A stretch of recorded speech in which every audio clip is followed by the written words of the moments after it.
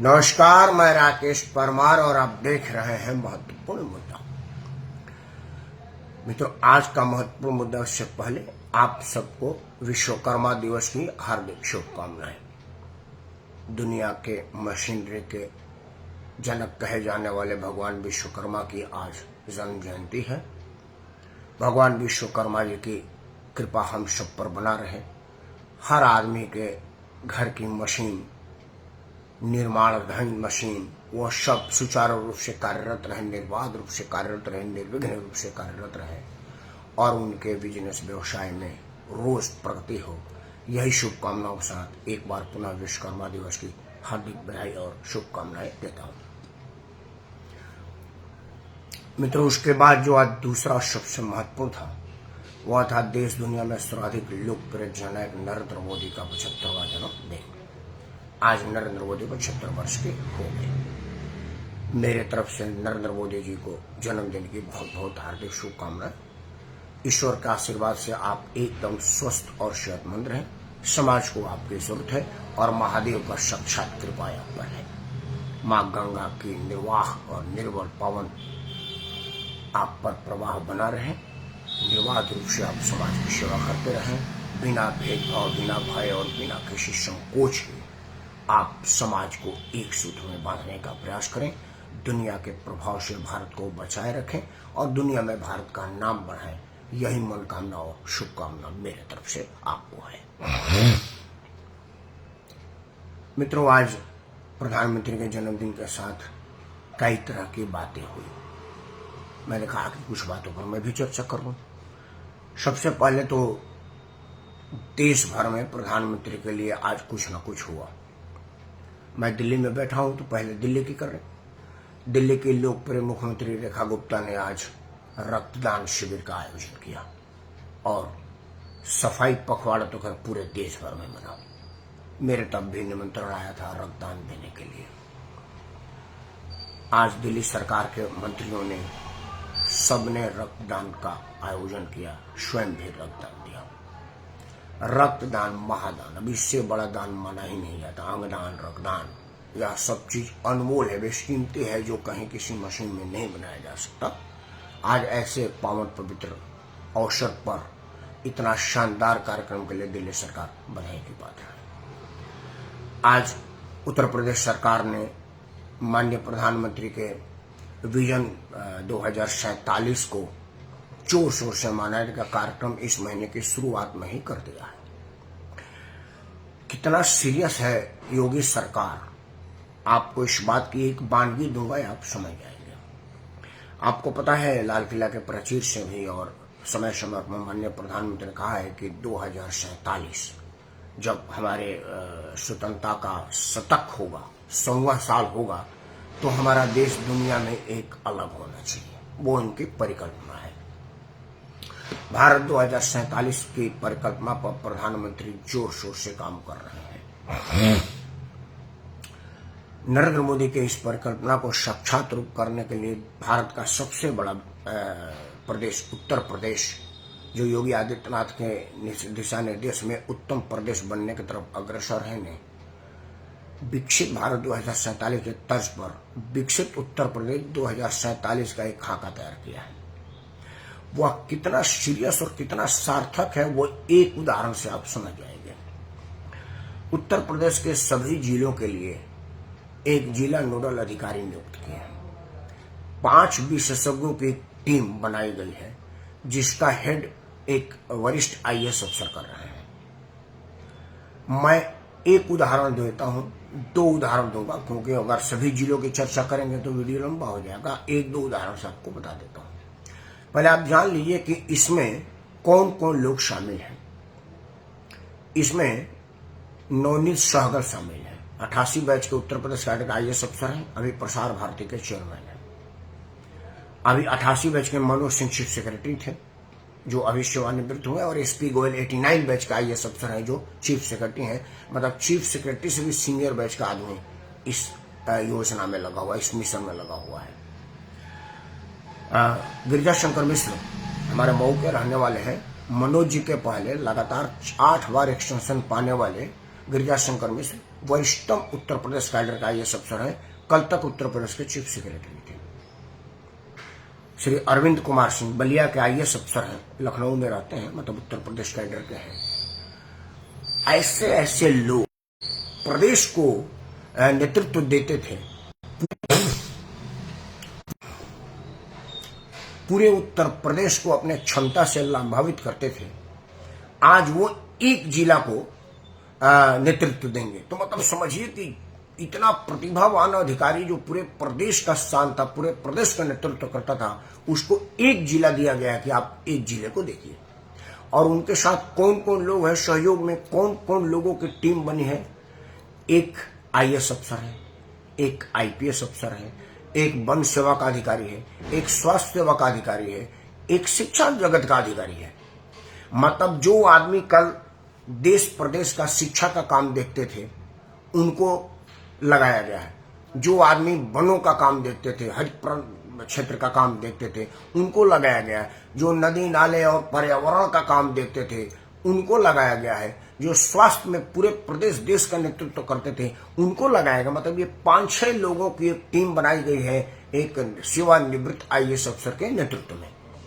मतलब आप जानिए कि वो कितने क्षमतावान लोग होंगे। मतलब आप समझिए कि जो 1000 किलोमीटर की स्पीड से दौड़ता था उसको कहा गया कि आपको 1 किलोमीटर की सराउंडिंग में करना, तो उसके लिए तो वॉकिंग ही जैसा हुआ ना।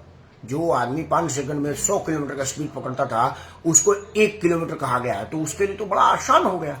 और एक जिला को कितना प्रतिभावान लोग को दिया गया है, आप इस अंदाज लगा लीजिए।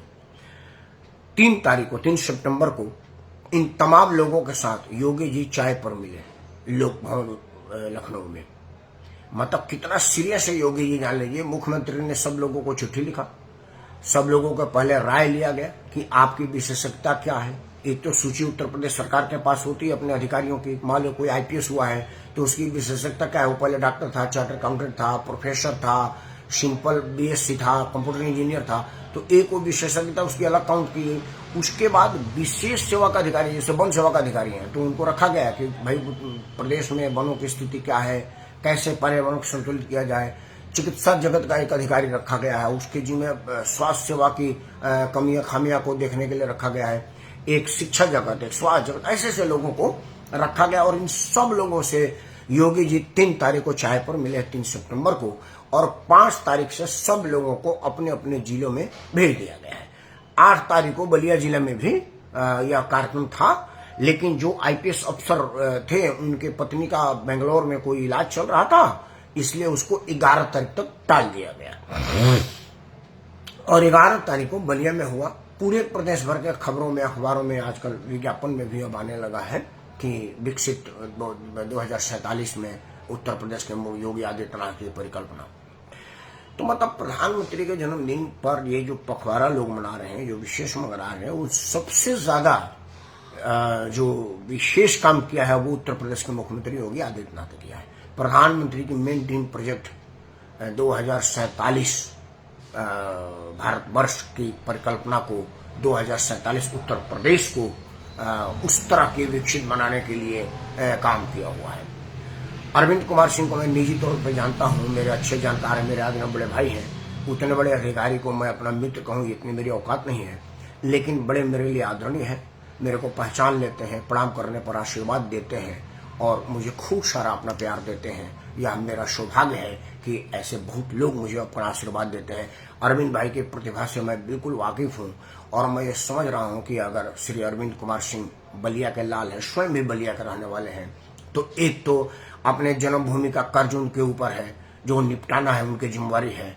और उनकी जो प्रतिभा है पूरे देश भर को संवारने की जिम्मेदारी उनके पास थी। वरिष्ठतम आईएएस अफसर होने के नाते अगर उनको सिर्फ एक बलिया जिला मिलेगा तो समझिए कि बलिया जिला कितना ज्यादा लाभान्वित होगा। और अरविंद कुमार सिंह तन मन और पूरे समर्पण से अपने गृह जिला को संवारने में, सर्वोत्तम पहुंचाने में कितना बड़ा काम करेंगे, कैसा काम करेंगे, कितनी बड़ी योगदान देंगे। या इसी बात से लगता है कि योगी आदित्यनाथ की परिकल्पना कितनी बढ़िया है, कितनी साकार है और कितनी सही जगह पर है। जैसे अरविंद कुमार सिंह को गाजियाबाद में मिल सकता था, कहीं उत्तर प्रदेश के कोई भी जिला मिल सकता था, और वो करते, क्योंकि वो अधिकारी ना है, वो जहां है वही उनका है। उनके लिए नहीं है कि क्योंकि बलिया जिला ही कोई जरूर नहीं है। लेकिन योगी आदित्यनाथ की परिकल्पना देखिए कि कहा कि भाई अरविंद कुमार सिंह आईएएस अफसर है, ठीक बात है, कहीं ना कहीं किसी न किसी जिला में तो लगेंगे।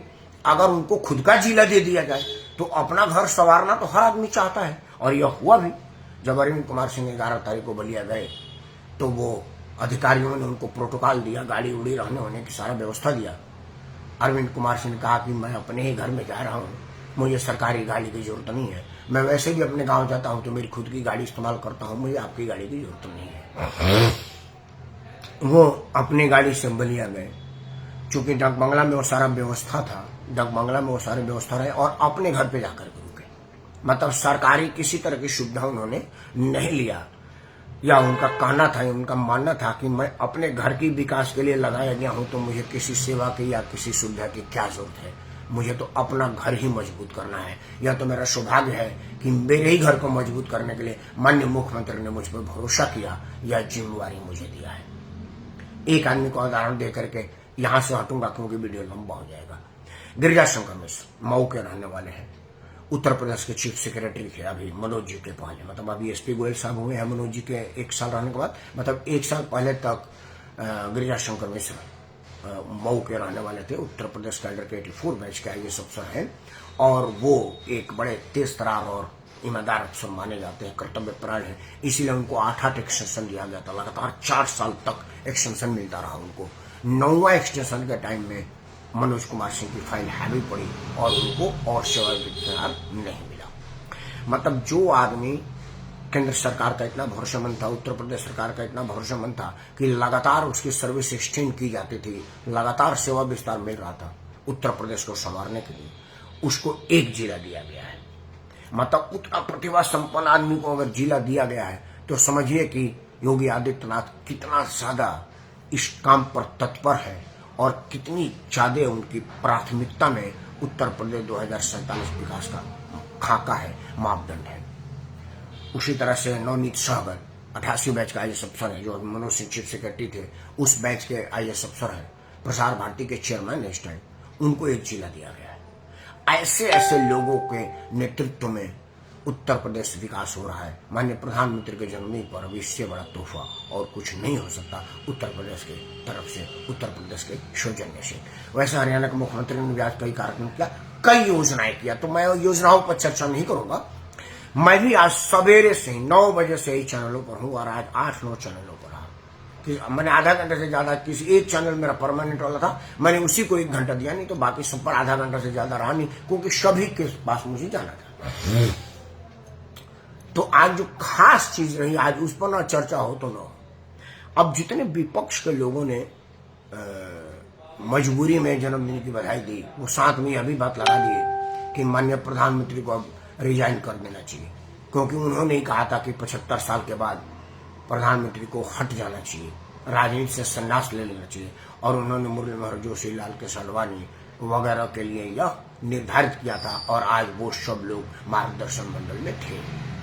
मैं चैनल पर कहा हूँ, उसकी कटिंग मैंने अपने फेसबुक पर डाला है, आप लोग अगर सुने होंगे तो। मैंने कहा कि देखिए, जिस वक्त आदरणीय आडवाणी जी को, मुरली मनोहर जोशी जी को मार्गदर्शन मंडल में की बात कही गई थी, उस वक्त का सिनेरियो था कि उत्तर प्रदेश में 2014 में पहली बार एक ऐसा आदमी प्रधानमंत्री बना जो प्रधानमंत्री के कार्यालय में कभी गया नहीं था, दिल्ली की राजनीति में नया था। तो उसको एक ऐसे मार्गदर्शक की जरूरत थी जो दिल्ली के राजनीति में अनुभव रखता हो, एक ठेठ भाषा में बोलते ना, घुटा पिटा आदमी को। और अब आडवाणी जी, अटल जी, जोशी जी से बड़ा अनुभवी और ईमानदार चरित्र का आदमी मोदी जी को कहाँ मिलता। वो लोगों के गार्जियन हैं। जोशी जी और आडवाणी जी ने हाथ पकड़ करके इन लोगों को राजनीति सिखाया है। तो मोदी जी को अब इनसे भरोसेमंद आदमी नहीं मिला होगा। कहा होगा कि आप आदरणीय, आप मार्गदर्शन करें मेरा, क्योंकि आपके मार्गदर्शन की मुझे अत्यंत आवश्यक है। क्योंकि उसके पहले केंद्र में ऐसे आदमी को सरकार बनाने की जिम्मेदारी नहीं मिलेगी जिसको किसी सीनियर से मार्गदर्शन की जरूरत पड़े। जब अटल जी को मिला था, वो स्वयं में सबसे सीनियर थे और भाजपा में उनसे सीनियर कोई था ही नहीं, तो वो किससे मार्गदर्शन लेते। लेकिन दूसरी पीढ़ी की एक टीम को नेतृत्व मिली, जिसमें राजनाथ सिंह थे, नितिन गडकरी थे, वगैरह वगैरह लोग थे, इन सब लोगों को राजनीति का ककहरा सिखाया था आदरणीय अडवाणी जी ने, अटल जी ने, मुरली मनोहर जोशी जी ने। सिकंदर बख्श साहब थे, लेकिन तब तक सिकंदर बख्श साहब महरूम हो गए थे। तो उनको मार्गदर्शन की जरूरत पड़ी थी, उनको जबरन रिटायरमेंट नहीं दिया गया था, क्योंकि वैसे भी जब प्रधानमंत्री उम्मीदवारी मोदी जी को घोषित कर दिया गया था तो उनके सीनियर अडवाणी जी क्या करते हैं, उनके मंत्रिमंडल में राज्य मंत्री बनते या उप मंत्री बनते या सिर्फ सांसद बनकर के चुपचाप बैठे रहते। वैसे भी उचित भी नहीं था कि जब आपसे जूनियर आदमी को राष्ट्र की नेतृत्व करने की जिम्मेदारी दे दी गई तो मोरल जिम्मेदारी बनती है कि आप वहां से हट जाइए, क्योंकि अब आपके लायक वहां कोई जगह नहीं बन रहा है। तो उस वक्त मार्गदर्शन मंडल में जाने का आधार यह था, यह नहीं कि जो आदमी 75 का हो अब वही रिटायर ले ले।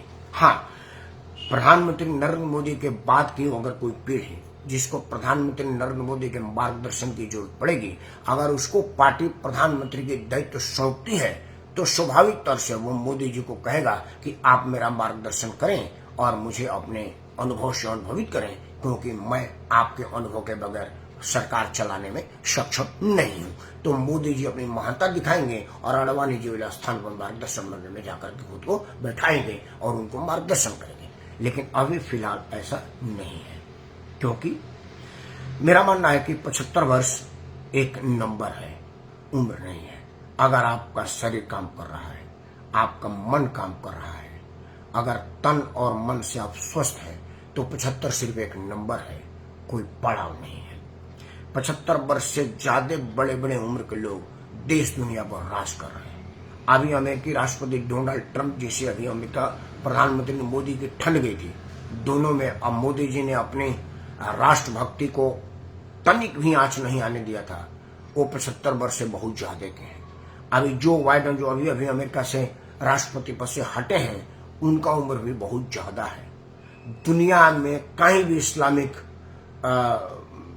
खरखाही दिखे, उसको बमों से सत्यानाश कर देने वाला इजराइल का राष्ट्रपति भी, प्रधानमंत्री भी 75 से बहुत ज्यादा उम्र के हैं।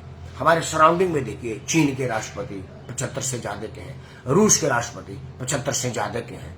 तो हमारा प्रधानमंत्री 15 साल का क्यों हो, और क्या जरूरी है कि 35 साल वाला प्रधानमंत्री हो, अगर 75 साल वाला अपने ठीक ठाक शरीर से काम करने में सक्षम है, दिमाग से बिल्कुल अभी स्वस्थ है।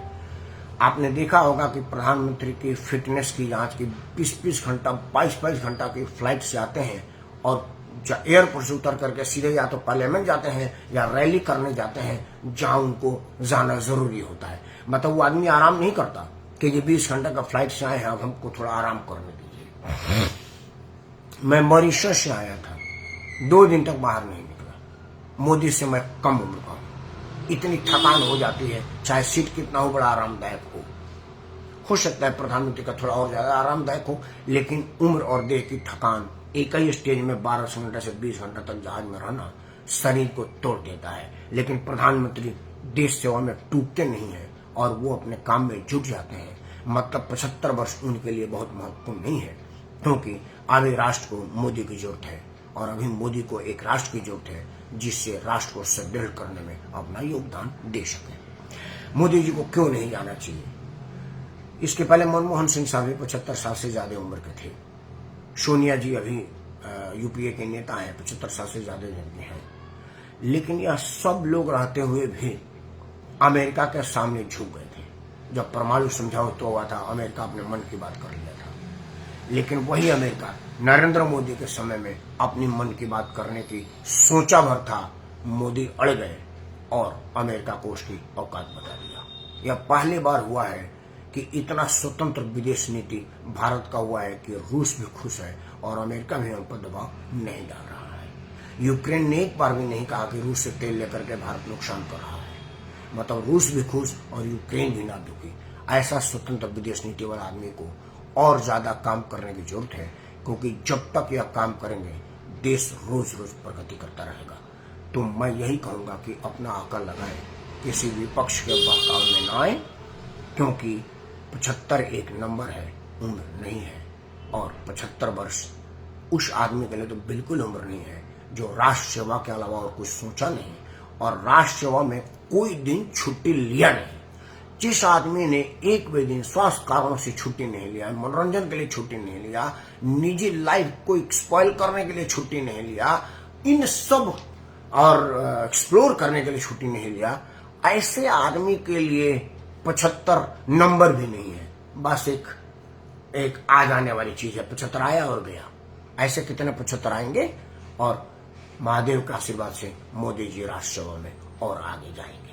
इन्हीं उम्मीद मंजू के अनुसार कि प्रधानमंत्री नरेंद्र मोदी इसी चीर यौवन के साथ राष्ट्र की सेवा करते रहे और राष्ट्र का शुभकामना स्वीकार करते रहे। मैं भी उनको जन्मदिन की एक बार पुनः शुभकामनाओं के साथ प्रार्थना करता हूं कि आप दिन दुना रात चौगुना बढ़ें और देश को भी बढ़ाएं। जय हिंद, वंदे मातरम और भारत माता की जय।